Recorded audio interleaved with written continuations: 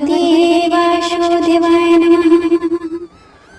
कर्पूरगौरं करुणावतारं संसारसारं भुजगेन्द्रहारं सदा वसन्तं हृदयारविन्दे भवं भवानी सहितं नमामि। भवं भवानी सहितं नमामि। ओम गणेशाय नमः।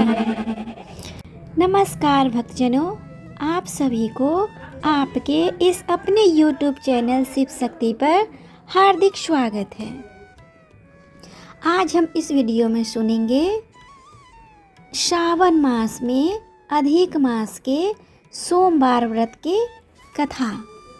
साथ ही हम जानेंगे इस व्रत की पूजा की विधि और महत्व क्या है।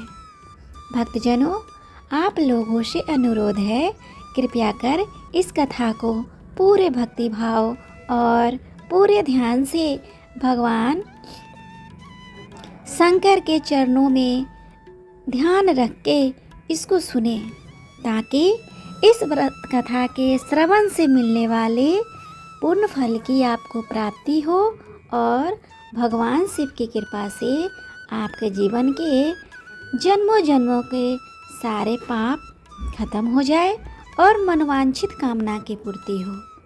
तो आइए विघ्नहर्ता गणेश के नाम लेकर इस कथा का श्रवण करें।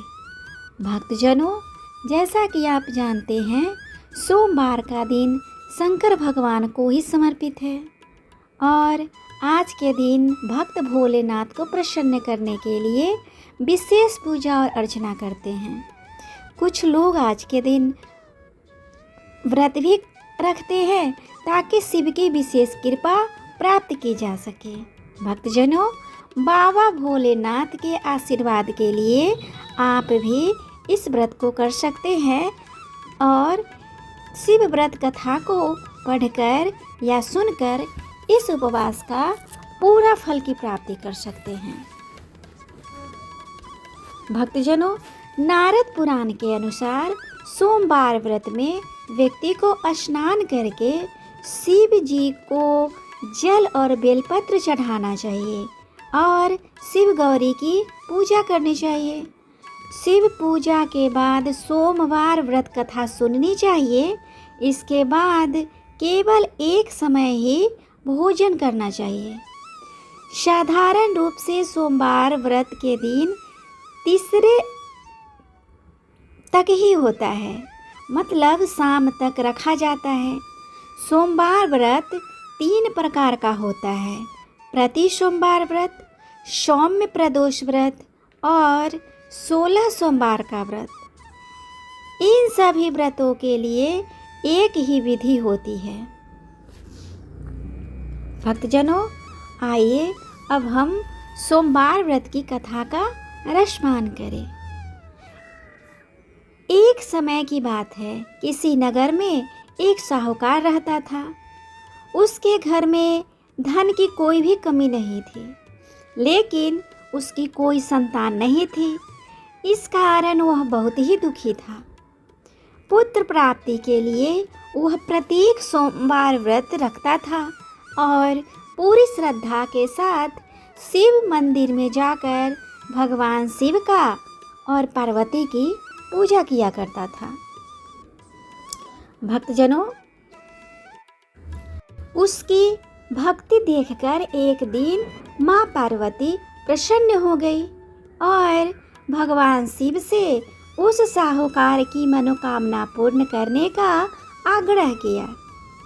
पार्वती जी की इच्छा सुनकर भगवान शिव ने कहा कि हे पार्वती, इस संसार में हर प्राणी को उसके कर्मों का फल मिलता है और जिसके भाग्य में जो हो उसे भोगना ही पड़ता है।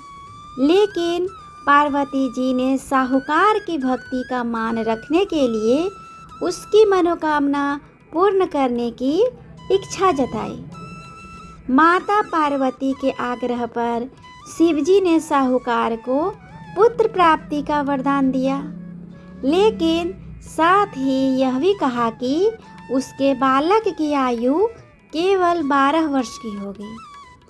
माता पार्वती और भगवान शिव की बातचीत को साहूकार सुन रहा था।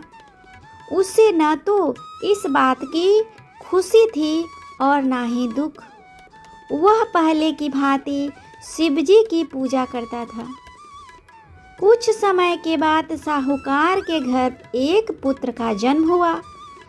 जब वह बालक 11 वर्ष का हुआ तो उसे पढ़ने के लिए काशी भेज दिया गया। साहूकार ने पुत्र के मामा को बुलाकर उसे बहुत सारा धन दिया और कहा कि तुम इस बालक को काशी विद्या प्राप्ति के लिए ले जाओ और मार्ग में यज्ञ कराना। यहाँ भी यज्ञ कराओ, वहाँ ब्राह्मणों को भोजन कराते और दक्षिणा देते हुए जाना। दोनों मामा भांजे इसी तरह यज्ञ कराते और ब्राह्मणों को दान दक्षिणा देते काशी की ओर चल पड़े। रात में एक नगर पड़ा जहाँ नगर के राजा की कन्या का विवाह था, लेकिन जिस राजकुमार से उसका विवाह होने लगा वाला था वह एक आँख से काना था। राजकुमार के पिता ने अपने पुत्र के काना होने के बात को छुपाने के लिए एक चाल सोची। साहूकार के पुत्र को देखकर उसके मन में एक विचार आया। उसने सोचा क्यों न इस लड़के को दुल्हा बनाकर राजकुमारी से विवाह करा दूं। विवाह के बाद इसको धन देकर विदा कर दूंगा और राजकुमारी को अपने नगर ले जाऊंगा। लड़के को दूल्हे के वस्त्र पहनाकर राजकुमारी से विवाह कर दिया गया, लेकिन साहूकार का पुत्र ईमानदार था। उसे यह बात न्याय संगत नहीं लगी। उसने अवसर पाकर राजकुमारी की चुन्नी के पल्ले पर लिखा कि तुम्हारा विवाह तो मेरे साथ हुआ था, लेकिन जिस राजकुमार के संग तुम्हें भेजा जाएगा वह एक आँख से काना है और मैं तो काशी जी पढ़ने जा रहा हूँ। जब राजकुमारी ने चुन्नी पर लिखी बातें पढ़ी तो उसने अपने माता पिता को यह बात बताई। राजा ने अपनी पुत्री को विदा नहीं किया, जिससे बारात वापस चली गई। दूसरी ओर साहूकार का लड़का और उसका मामा काशी पहुँचे और वहाँ जाकर उन्होंने यज्ञ किया। जिस दिन लड़के की आयु 12 साल की हुई उसी दिन यज्ञ रखा गया। लड़के ने अपने मामा से कहा कि मेरी तबीयत कुछ ठीक नहीं है। मामा ने कहा कि तुम अंदर जाकर सो जाओ। शिवजी के वरदान अनुसार कुछ ही देर में उस बालक के प्राण निकल गए। मृत भांजे को देख उसके मामा ने विलाप शुरू किया।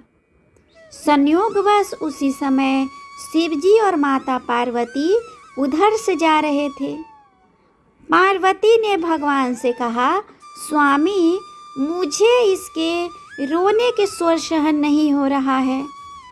आप इस व्यक्ति के कष्ट को अवश्य दूर करें।